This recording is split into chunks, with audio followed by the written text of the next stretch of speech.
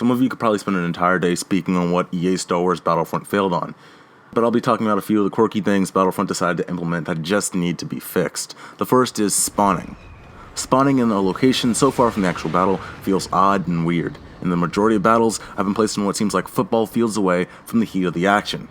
One may ask, but Brian, what would you do that would be better than what DICE even offered?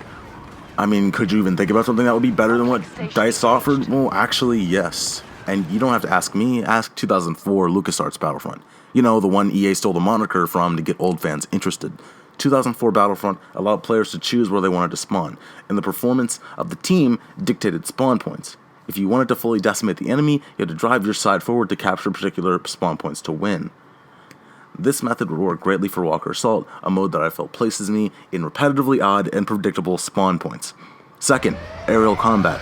I'll go easy on DICE with this one, because the original Battlefront also featured pretty awful aerial combat. DICE's aerial combat, in some regard, particularly Fighter Squadron, is executed okay, or well. However, Walker Assault battles, spawning once again becomes way too predictable for aircraft. Great hit. Commence the attack. That was nice shooting. A simple solution would have 4 or 5 CPU players on either side as defense, or defense structures on either side to destroy opposing vehicles when they enter enemy airspace, because there's multiple times when I've been able to get on the other side of the, spawn point for the enemy and just knock them out in 5 seconds. Overall, aerial combat in Walker Assault shows how unnecessary A-Wings, X-Wings, and TIE Fighters are by themselves, especially on Hoth, because the only aerial vehicles that would actually be utilized there, well, are T-47 snowspeeders. I really hope another developer is working on a Star Wars aerial combat game, because DICE maybe shouldn't have been the one to design aerial combat.